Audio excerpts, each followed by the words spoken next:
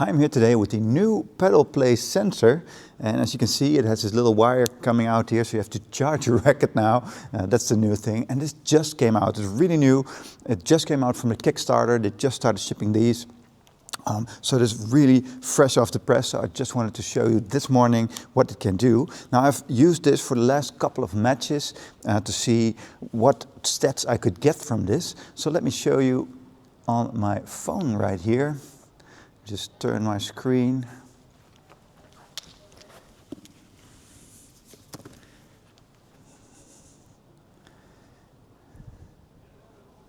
So you can just search for the Padelplay app. And then you can pair your sensor here. So that pairs directly to your racket, and when that's paired, then you can start recording your session, and then you can see your previous sessions here.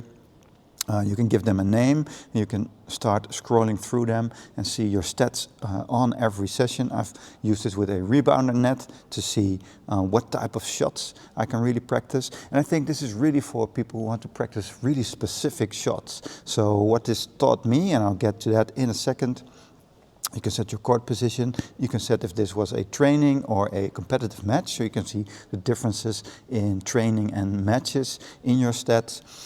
And what this really taught me is I want to be able to slice more, but at specific moments that I really want to do that, so not always.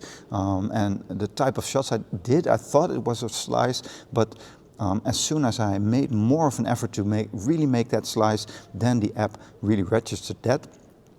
So what that was telling me is that my slices weren't as much slice as I needed to give them. Okay, so here are the stats for a typical match. So this is my training at the rebounder net.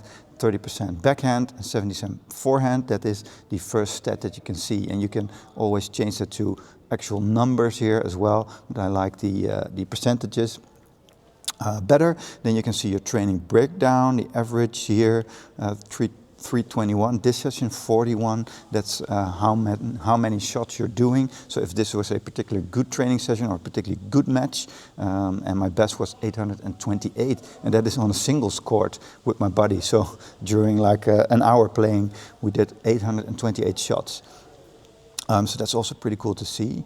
Then you can see the shot distribution, what type of shots you do. So it's really cool that this little sensor is able to detect how many lobs I'm doing, 59%. And this was because I was at the training net. I was doing a lot of underhanded shots. So a lot of lobs here. Then slices, 15%.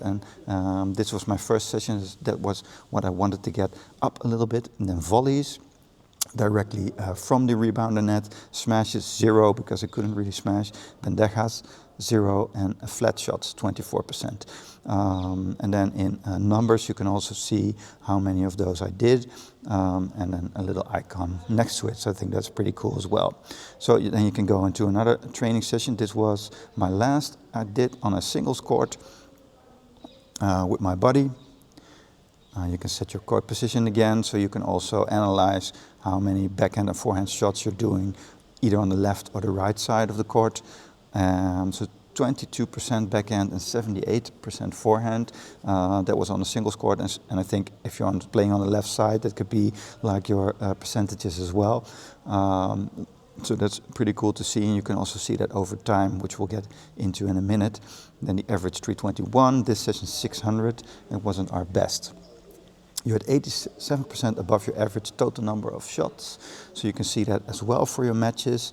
And then the shot distribution here, quite a few lobs, 30%, 36% flat shots, and then 23% slices.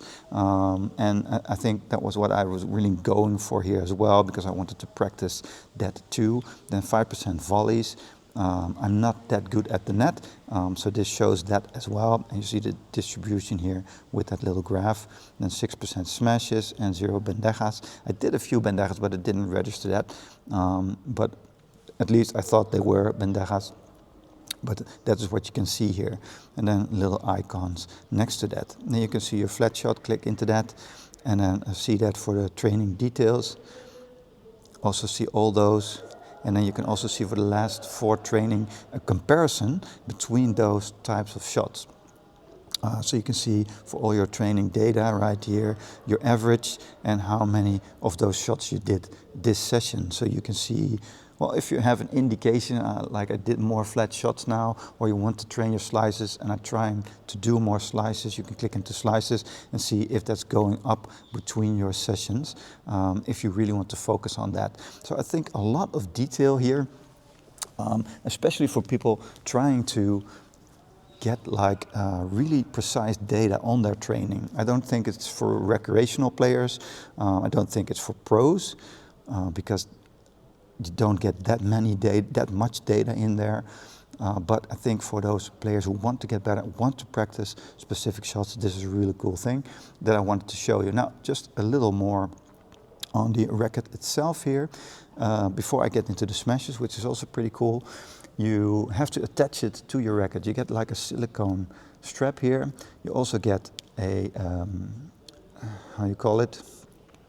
How you call it? The strap here, the grip tape you get with that. So you can put that around your racket and then put it around this little top here as well. So it's not that far out, it just gives you a little more reach perhaps. But if you're a player who likes to grab like their racket all the way to the back, I think this might be in the way just a little bit. So it doesn't add that much of weight because it's silicone and then just that little sensor here that you can click in there. So it isn't too bad, but if you're a player who likes to hold their racket all the way below the handle and use that for like their slices or their topspin smashes, then I think it might be in the way just a little bit. But you get everything here with it in the package to attach this. So the grip tape, the silicone, and then the sensor, and you can put this on your racket. For me, it isn't really that in the way because I just like to hold it a little bit low, and then you actually have like an additional part of the handle that you can hold it instead of like your finger going just a little bit over. So it might actually help you with your racket, but it might not be for every player. So that's something to take into account if you want to attach something like this to your racket, but actually really, really cool.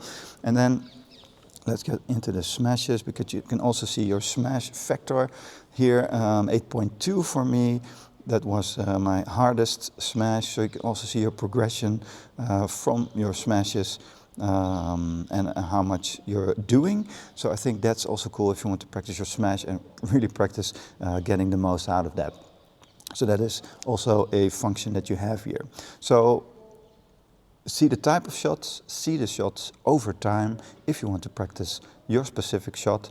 And you can see how you're doing your training sessions.